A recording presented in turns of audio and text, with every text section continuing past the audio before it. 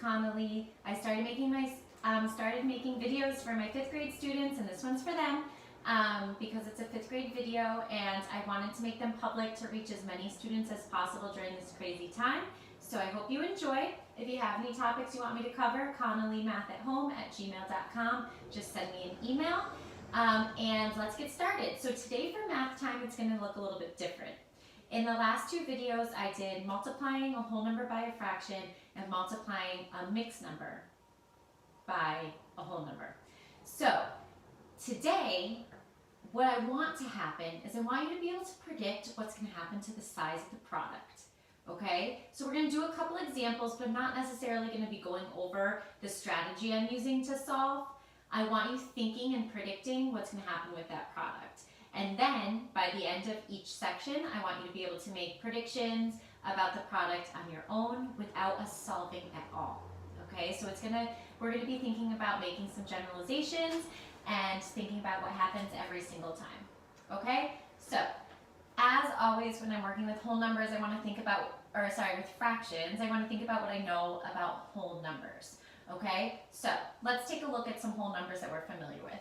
Okay, let's think about 60, and let's think about 4 groups of 60. So I have 2 whole numbers, all right? 4 groups of 60, remember that stands for groups of. So 4 groups of 60 gets me 240. Okay, what we're going to be doing today is comparing our product to this factor, and we're going to be thinking about why is it happening, how this factor affects the product. Okay, so it'll make more sense as we keep going, so just stick with me. All right, so when you multiply 4 groups of 60, you get 240. Is 240 greater than or less than 60? You can clearly see it's greater than, but I want you thinking about why are we getting a product that's greater than 60 when we multiply by a whole number greater than 1.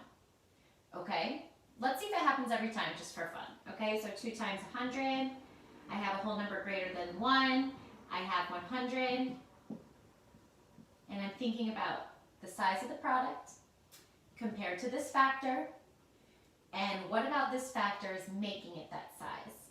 So I know that 200 is greater than this factor. So my product is greater than this factor. Why? It has to do with this factor. Okay, let's just try one more to make sure that it's happening every single time. So let's do 4 times 8, for example, and we get 32. Okay, so I know that this product is greater than the size of this factor, and it has to do with this. Okay, so when I take 4 groups of 8, why am I getting more than 8? Let's think about it. Because I'm adding 8 plus 8 plus 8 plus 8. Let's give the story problem context. I ran 8 miles each day. I did that for 4 days in a row. How many miles did I run altogether? Well, I ran 8 miles one day, 8 miles the next day, 8 miles the next day, and 8 miles the next day. So it makes sense that each day I'm adding another group of 8, that I ran 32 miles, which is greater than this factor, because I did it 4 whole times. With this one, I did 100 miles, because I'm a superstar, 2 full times. So if I did it 100, and then another 100, I get 200, which is greater than this factor because I did it 2 full times. And then again with the 60, I did it 4 full times, so 60 plus 60 plus 60 plus 60, I did a loop, and I get a product that's greater. So this is something you're familiar with. You see whole number by whole number. You've seen it for a while now in grades 3 through 5, and maybe even in second. You know that you're going to end up with a product that's greater. But what happens when we're multiplying by a fraction less than a whole? Okay, so let's make some predictions.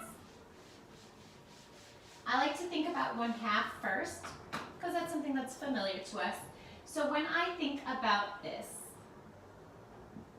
1/2 of 60. Do you think that if I had a bike trail that's 60 miles long and I biked half of it, do you think that I went more or less than 60 miles? And why? So let's think about it. I did 1/2 of 60 miles. I'm going to represent it. Like I said, by the end of this, we're not going to be representing. We're just going to understand. We're going to be able to say we're going to predict what's going to happen. So let's look at this. So let's say that this fraction bar represents 60 full miles from here to here, but I split it into 2 equal parts because I'm only doing half of that.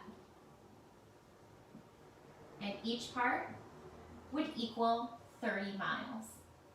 And if I just did 1/2 of that,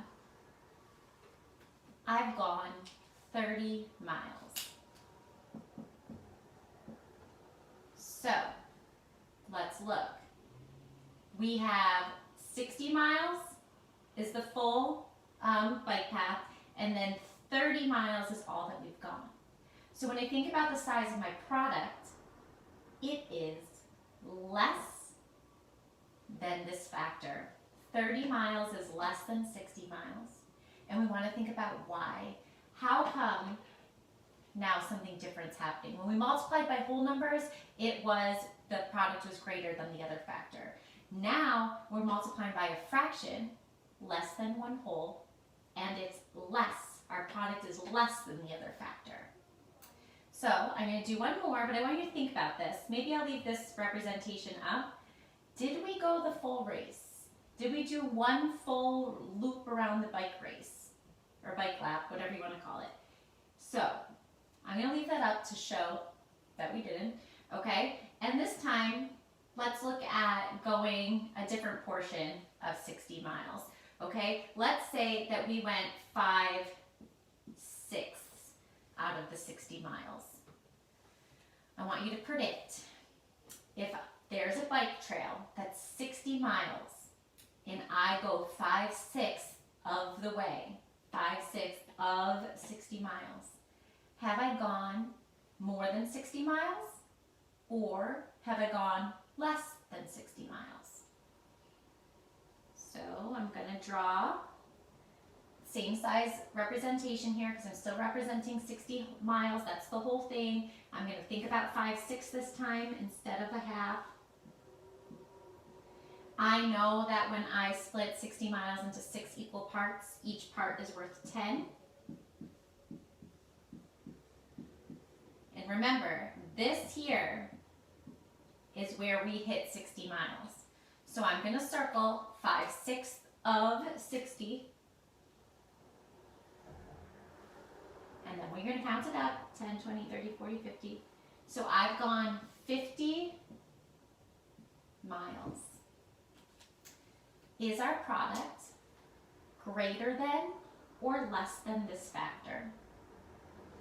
We see that our product is less than 60. Why? What did we multiply by that was the same as before? So we had 1/2 of 60 gave us a product that was less than 60. And then we have 5/6 of 60. And again, it gave us a product less than this factor. So what is going on? How come our product is less than the other factor? I just want to show you one more to make sure that we know that this doesn't just happen with 60. Okay, so let's think about 100. Okay, so there's a bike trail that's 100 miles long, and I'm going to go 2/5 of 100. So this whole fraction bar represents 0 to 100. Okay, that's the full bike path. Okay, so 0 to 100, this represents the full 100. I am going to go 2/5 of the way, so each fifth would be worth 20. Again, watch those past 2 videos to help you understand what's going on. And then I'm going to show that I went 2/5 of the way. When I add these up, I get to 40 miles. Is my product greater than or less than this factor? You see that 40 is less than 100. And it has to do with this factor. What about this factor is making our product less than this factor? It's kind of confusing to keep saying factor, but you're following me, I'm pretty sure. So 2/5 of 100 gave us a product, again, that was less than this other factor. So let's take a look at 1/2, 5/6, and 2/5. What I'm hoping that you've been noticing at home, and if you need to pause me so you can notice some more, it's okay. What I hope you've been noticing at home is that when we have a fraction less than 1 whole, we haven't gone a full lap around these bike routes, okay? So I keep on calling it a bike race or a bike lap or a bike route, a circle around a pond or something. If you've only gone 2/5 of a way, have you gone 1 full time around this 100-mile race? Let's think about it. If you've gone 2/5 of the way, have you gone 1 full loop around the 100 miles? And the answer is no, you haven't yet, okay? If you were gonna go the full 100 miles, you would have had to do all 5/5 of this, okay? So, something that came up in my classroom that I'd like to share with everyone is students were thinking about this as a bike race, and they were saying, if you multiply by a fraction less than 1 whole, so this is my fraction that's less than 1 whole, my product will be less than the other factor. I'm going to say it one more time, and let's think if it's true for all of these, okay? So if I multiply, let me erase this. Let's look over here. So when I multiply by a fraction less than 1 whole, my product is going to be less than the other factor. My product will be less than the other factor because I haven't done 1 full group of 100, or I haven't done a full group of 60. I haven't done a full group of 60 here. If I'm multiplying by a fraction less than 1 whole, I haven't done a full group. I haven't done 1 full group of 100. I've done less than a full group of 100. So what I'm aiming for you to be able to do is to be predicting what happens when you multiply by a fraction less than a whole. So without solving, let's look at this, okay? If I say we're doing 1/4 of 1,000, oops, what I want to know is, oh man, I ran out of room. Hold on, let me rewrite it over here. If you're doing 1/4 of 1,000, which we're not going to figure out right now, will it be greater than, less than, or equal to 1,000? So let's think about it. I have a puzzle that has 1,000 pieces. I have done 1/4 of those 1,000 pieces. Have I done a group of 1,000 pieces, or have I done less than 1 group of 1,000 pieces? And look here, our fraction is less than a whole, so we haven't done 1 group of 1,000 pieces yet. We did 1/4 of 1,000. There's a lot of people doing puzzles out there, so that popped in my head. Let's think about another story problem context, okay? I plan to run 1,000 miles before December. I have run 1/4 of those 1,000 miles. Did I do a full 1 group of 1,000 miles yet? So we can predict what's going to happen. We don't have to solve. My goal for you is to predict whether your product is going to be less than or greater than this factor. So we know that 1/4 of 1,000 will be less than 1,000 because we're multiplying by a fraction less than a whole. We have not gone one full loop of 1,000 miles. We did less than that because 1/4 is less than one whole. Okay? Let's try another one. If I do 2/3 of 900, we're not going to figure it out. We're just going to predict. Did I do one full group of 900? That would be 900, by the way. Did I do one full group of 900? I did less than a full group of 900. So if you were in my classroom, a lot of you were saying if this was a bike race, the race is 900 miles, but they didn't even complete it one time. They did it less than one time.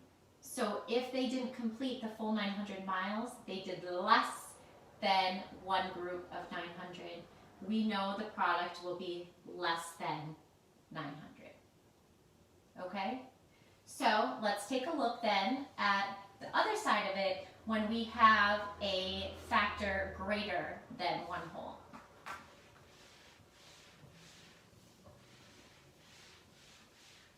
So let's look at when we have 1.5 groups of 60. And in the last video we went over keeping one number whole, so we're going to think about one group of 60. We're going to think about taking the other piece of this, 1/2 of 60, which is 30, and we get 90. Again, the focus is about predicting, okay? So what happens? We have a number, it has a fraction in it still, but it's greater than one whole because we have 1.5. So what happens to the product now? We're going to look at 90, and we're going to say, is 90 greater than the other factor? And it is. Why? So when you multiply by a number greater than one whole, any number greater than 1, your product will be greater than this number, this other factor. Why? Well, let's think about that story problem context again. So I have a bike route, a lap around a pond, that's 60 miles. I am going to do the lap around the pond one full time, which is 60 miles, and a half more, which is 30 more miles. So if I've gone 1.5 times around, my product is going to be greater than the other factor because this is greater than one whole. Okay, let's see if it's true every time, because I could be making it up, I don't know. We'll see. This marker is getting a little dry, so I'm going to switch colors. Okay, so let's think about going 2 and 2/3 around that same path. Okay, so I am going to think about 2 groups of 60, and don't forget how we started with whole numbers. And once I've gone 2 groups of 60, I'm already at 120 miles. So you should be predicting if this product is going to be greater than or less than this factor. Okay, and make sure you're looking because I point a lot when I'm teaching. Okay, so I took 2 groups of 60, so I went around the bike path one time. That would have been 60 miles. I went around a second time. I'm at 120 miles, and now I'm going to go 2/3 of 60 in case you need help with the fraction bar.